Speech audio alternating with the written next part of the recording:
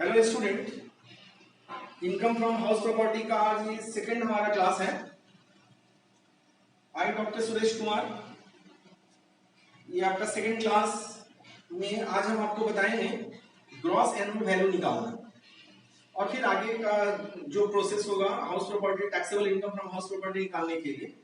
तो देखिए, तीन तरह का हाउस आपको बताए थे। House fully use for rental property, house partly use for rental और रेसिडेंटल, और house fully use for self occupied. तो अभी सबसे पहला हाउस जो है house fully use for rental property, यानी कि आप पूरा का पूरा घर अपना आप रेंट पे दिए हैं। तो इनकम फ्रॉम हाउस प्रॉपर्टी निकालने के लिए हम लास्ट क्लास में आपको बताए थे कि सबसे पहले हम ग्रॉस एनुअल वैल्यू निकालते हैं। ग्रॉस एनुअल वैल्यू निकालने के लिए इसमें इसका दो पार्ट होता है, यानी कि दो भाग में ये डिस्ट्रीब्यूट होता है। एक होता है house covered under rent control act और house property not covered under rent control act. तो जब not covered under rent control act होगा तब ग्रॉस एनुअल वैल्यू कैसे निकालेंगे, ये आप थोड़ा सा बोर्ड में देखिए। हम आपको पहले बताए हैं कि सबसे पहले house property taxable income from house property निकालने के लिए ग्रॉस एनुअल वैल्यू आपको निकालना पड़ेगा। और ग्रॉस एनुअल वैल्यू में ये सबसे पहला है house property not covered under rent control act. Rent control act में ये हाउस नहीं आता है।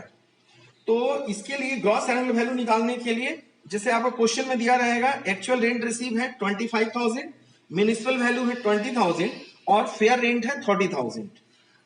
तो ये तीनों दिया रहेगा, तीनों में विच एवर इज ग्रेटर, इसमें तीनों में जो ग्रेटर होगा वो हो जाएगा ग्रॉस एनुअल वैल्यू। तो तीनों में कौन ग्रेटर है? 30,000, तो ये ग्रॉस एनुअल वैल्यू हो गया 30,000। ग्रॉस एनुअल वैल्यू ये कितना हो गया? 30,000। क्लियर है? ये हो गया not covered house property not covered under rent control act. और अगर आपको दिया है कि house property covered under rent control act, तो house property covered under rent control act में स्टैंडर्ड रेंट दिया रहेगा। ये तीनों तो दिया ही रहेगा, प्लस इसके साथ स्टैंडर्ड रेंट दिया रहेगा। तो उस हालत में हम कैसे करेंगे, ये हम इसी क्वेश्चन को लेके आपको बता रहे हैं। जैसे सपोज दैट एक स्टैंडर्ड रेंट दिया है, मान लीजिए कि 30,000 स्टैंडर्ड रेंट। अभी सपोज दैट स्टैंडर्ड रेंट दिया है, कोई एक अमाउंट आप अपने से भी ले सकते हैं। स्टैंडर्ड रेंट अगर मान लीजिए कि 35,000 दिया हुआ है सपोज दैट, तो इसमें दो तरीका से इसका रूल होगा। कैसे?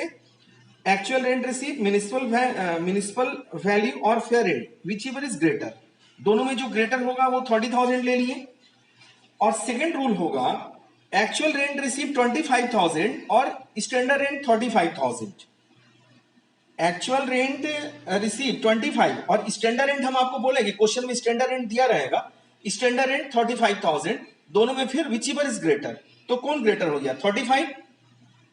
तो दो अमाउंट आ गया, दो अमाउंट आया, एक 30,000 अभी आया पहला रूल के अकॉर्डिंग टू फर्स्ट रूल, और सेकेंड रूल में आया 35,000। 35,000 कैसे हुआ? स्टैंडर्ड रेंट दिया रहेगा,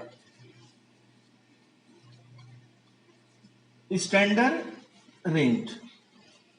सपोज दैट स्टैंडर्ड रेंट दिया है 35,000। तो देखिए, जब स्टैंडर्ड रेंट दिया है और स्टैंडर्ड रेंट लेके जब हम बनाएंगे तो house property covered under rent control act में आएगा। House property covered under rent control act. Not covered में तो तीनों में जो ग्रेटर होगा वो हो गया ग्रॉस एनुअल वैल्यू। और जब covered under rent control act आएगा तो उसका दो रूल्स होता है।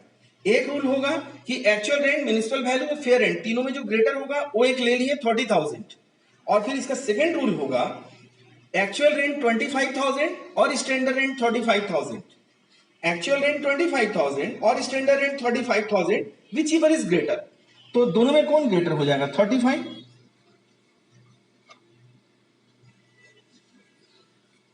तो ये दोनों में फिर in this to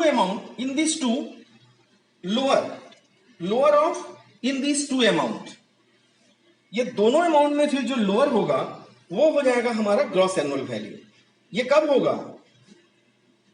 rent control act में जब वो आएगा, house property covered under rent control act, clear concept है।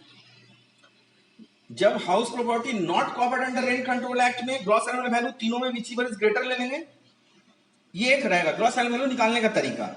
और दूसरा तरीका होगा जब क्वेश्चन में स्टैंडर्ड रेंट दिया रहेगा और क्वेश्चन में लिख देगा कि not covered under rent control act, या जब स्टैंडर्ड रेंट लेके अगर स्टैंडर्ड रेंट जहां दिया है तो आपको समझना होगा कि not covered under rent control act में है, ये रेंट कंट्रोल एक्ट में आता है ये क्वेश्चन।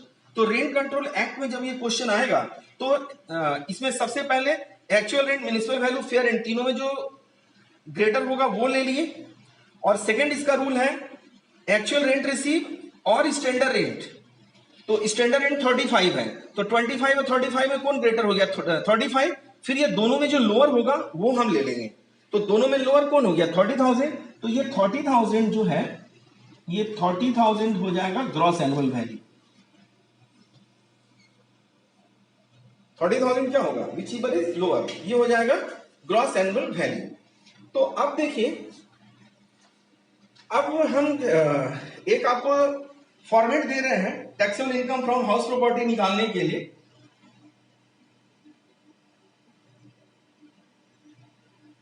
तो देखिए, gross annual value of the house, ये पहले ऊपर में हेडिंग लिखिएगा, competition of taxable income from let out house property, यानी कि फुली लेट आउट है, पूरा का पूरा रेंट पे दिए हुए हैं। तो सबसे पहले लिखेंगे gross annual value of the house. Gross annual value कैसे निकालेंगे वो जो है वो आप लिख दीजिएगा। आप अगर कोई भी कंडीशन में देगा, covered under rent control act, not covered under rent control act, तो जैसे ग्रॉस एनुअल वैल्यू निकालते हैं अभी आपको सिखाए हैं, उस तरह से ग्रॉस एनुअल वैल्यू आप यहां लिखिएगा। इसमें से less municipal tax paid by owner during the previous year. Municipal tax और we can say local tax, जो भी आप म्युनिसिपल टैक्स या लोकल टैक्स आप पे किए हैं उसको लिखिएगा अंदर में, और अनरियलाइज रेंट अगर क्वेश्चन में दिया है तो उसको भी अंदर में लिखेंगे। ये दोनों को ऐड करके बाहर लाके माइनस करेंगे। अब जो आएगा ये हो जाएगा एनुअल वैल्यू। क्या होगा? Annual value. ये आपका हो गया एनुअल वैल्यू। आप इसको कॉपी में जैसे समझाया है कॉपी में लिख भी लीजिएगा। Gross annual value of the house less municipal tax paid by the owner during the previous year. Municipal tax और फिर अनरियलाइज रेंट, ये दोनों ऐड करके माइनस कर देंगे तो क्या आएगा? एनुअल वैल्यू आएगा। अब फिर है, ये हम पहले आपको भी बताए हैं, फिर से आप देखिए फॉर्मेट में लें। लेस डिडक्शन अंडर सेक्शन 24 में डिडक्शन मिलेगा। हम आपको क्या बोले? कंपल्सरी डिडक्शन है, we can say standard deduction, it is compulsory deduction. Standard deduction is compulsory deduction. तो ये अंडर सेक्शन 24 में आता है। तो 30% एनुअल वैल्यू, जो ये एनुअल वैल्यू निकाले इसका 30% निकाल के लिखिएगा। और फिर इंटरेस्ट ऑन लोन, तो इंटरेस्ट ऑन लोन जो है taken for purchase, taken for purchase, अगर आप घर खरीदने के लिए लोन लिए हैं, कंस्ट्रक्शन बनाने के लिए लिए हैं, और रिपेयर ऑफ द हाउस, और रिपेयर के लिए अगर आप लिए हैं। Interest on loan taken for purchase, खरीदने के लिए लोन लिए, कंस्ट्रक्शन बनाने के लिए लिए, और repair of the house relating to the previous year, ये सारा आपका प्रीवियस ईयर में होना चाहिए। तो ये अगर इंटरेस्ट ऑन लोन है तो ये लेंगे, यानी कि स्टैंडर्ड डिडक्शन और इंटरेस्ट ऑन लोन एकदम सिंपल है, आप अभी आपको याद हो जाएगा। तो ये दोनों ऐड करके फिर माइनस करेंगे तो taxable income from house property आएगा। यानी कि आप सीधा सीधी आपको याद रखने के लिए ग्रॉस एनुअल वैल्यू, उससे म्युनिसिपल टैक्स और अनरियलाइज्ड रेंट दोनों ऐड करके माइनस कर दीजिएगा तो एनुअल वैल्यू आएगा। फिर डिडक्शन अंडर सेक्शन 24 में स्टैंडर्ड डिडक्शन होता है जो एनुअल वैल्यू का 30% लेते हैं, और इंटरेस्ट ऑन लोन दोनों को ऐड करके माइनस कर दीजिएगा तो इनकम फ्रॉम हाउस प्रॉपर्टी आएगा। एकदम सिंपल हो गया। तो ये हम competition of taxable income from let out house property के लिए ये निकाले हैं। अब देखिए,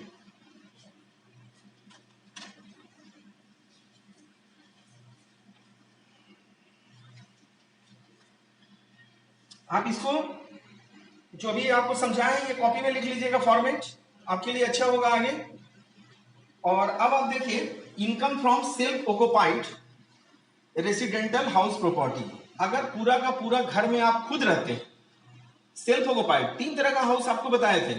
house fully use for rental, तो अभी आपको रेंटल वाला पूरा बताया, या लेट आउट जिसको बोलते हैं। House fully use for self occupied. Self occupied का मतलब पूरा का पूरा घर में आप खुद अपने रहते हैं। और फिर थर्ड हाउस एक होता है पार्टली यूज फॉर रेंटल और रेसिडेंटल। तो ये थर्ड वाला तो एक साथ मिक्स है, तो ये आप सीख लीजिएगा, तो मिक्स वाला अपने आप बन जाएगा। तो देखिए, income from self occupied residential house property. Residential मतलब आप खुद रहते हैं।